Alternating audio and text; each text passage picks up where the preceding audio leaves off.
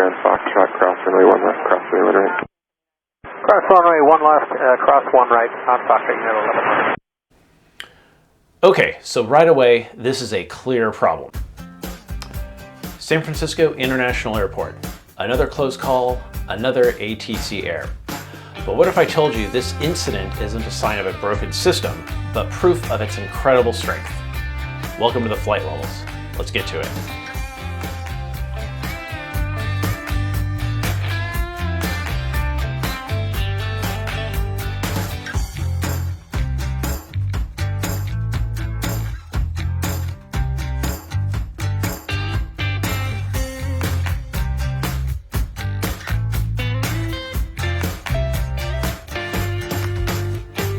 If you're enjoying this content, please hit the subscribe button.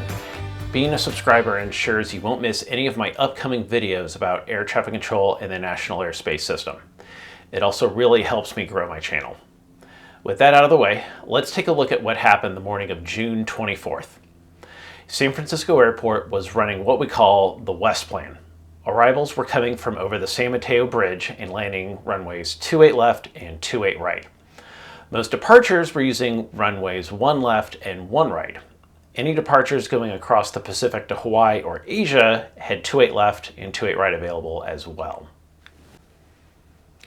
During this configuration, local control, the tower controller in charge of the runways, has to time departures to go through the middle of the airport between the arrivals landing on the 28s. Departures taxiing to the 28s also have to cross runways 1 left and 1 right on their way to takeoff. There's a lot to keep track of. As we start to listen to the audio, we are going to hear Air Canada 760 cleared for takeoff 1 right. Air Canada 760, runway 1 right, clear for takeoff. Clear for takeoff 1 right, Air Canada 760. In keeping things running smoothly, local control quickly instructs United 784 to line up and wait 1 right. United 784, San Francisco Tower, runway 1 right, line up and wait. Runway 1 right, line up and wait, United 784. Then comes United 1111. This is a 737 MAX 8 taxiing for takeoff en route to Hawaii. As such, they are taxiing to runway 28 left for takeoff via the gunner departure procedure. We hear local control instruct United 1111 to cross runway 1 left and 1 right at taxiway Foxtrot, which the pilot reads back. United 1111, San Francisco Tower, Foxtrot, cross runway 1 left, cross runway 1 right. Cross runway 1 left, cross 1 right, on Foxtrot, Unit 11. Okay, so right away, this is a clear problem. Air Canada 760 is on the runway, accelerating, and taxiway Foxtrot is fast approaching. There's no arguing this was a critical error on the controller's part. But to truly understand why these errors happen, we need to talk about human factors, specifically how cognitive biases impact even the most experienced professionals. All humans are prone to mistakes. Specifically, we are prone to cognitive bias. There's an excellent article written by Sabrina Woods in the FAA safety briefing from July 2020. Ms. Woods dives into the 5 most common types of bias aviators are prone to. 2 of those are expectation bias and confirmation bias. Expectation bias is when we have a strong belief or mindset towards something we expect to see or hear and act according to those beliefs.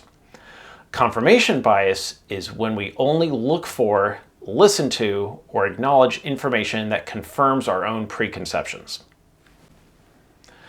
At the moment the controller instructed United 1111 to cross runways 1 left and 1 right, he had already decided the words he used were hold short runway 1 right.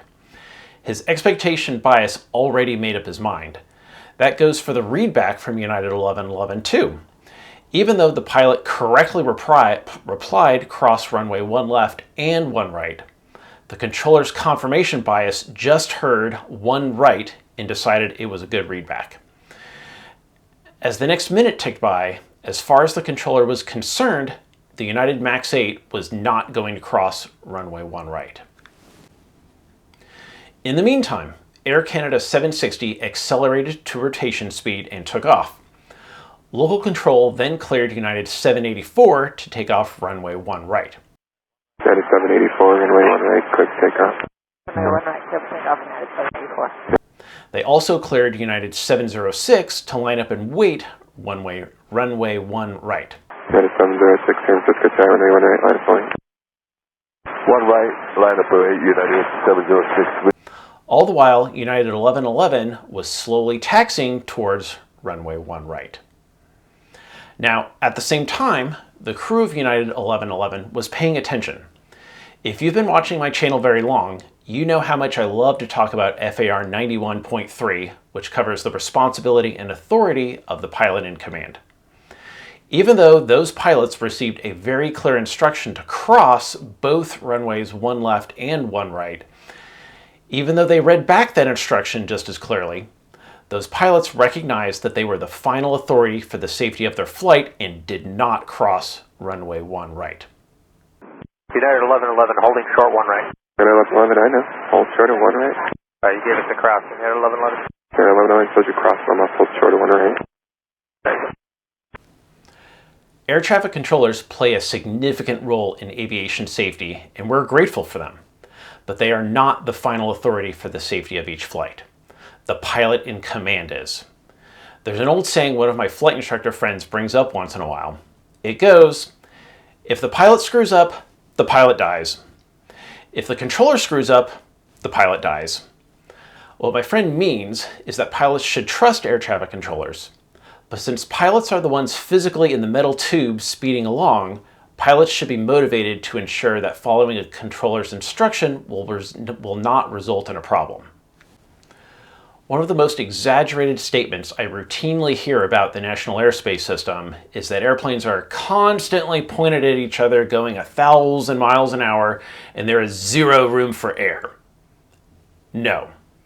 If there were zero room for air, aviation would not be a sustainable business and we would have hundreds of crashes every day. The reality is the National Airspace System is designed to absorb air. En-route controllers, for example, have arguably huge lateral spacing requirements between aircraft of either 3 or 5 miles. Tower controllers have their own spacing requirements for aircraft on runways. All of these procedures absorb air.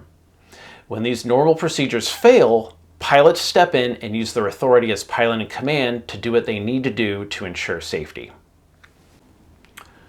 So, while this air traffic controller made a serious error, the occurrence of human error itself is something we must acknowledge as an inherent part of any human-involved system.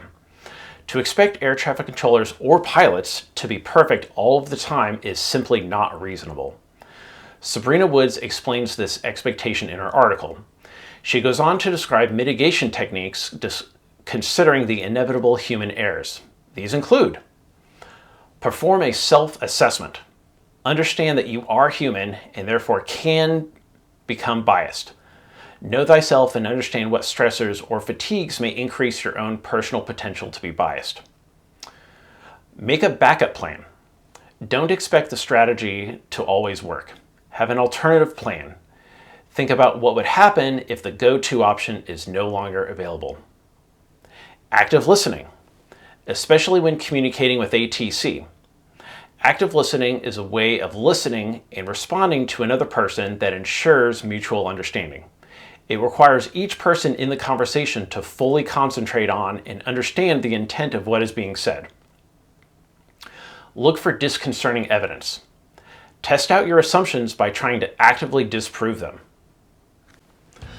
Thankfully, the crew of United 1111 stopped short of runway 1 right. Could there have been a major accident? Absolutely.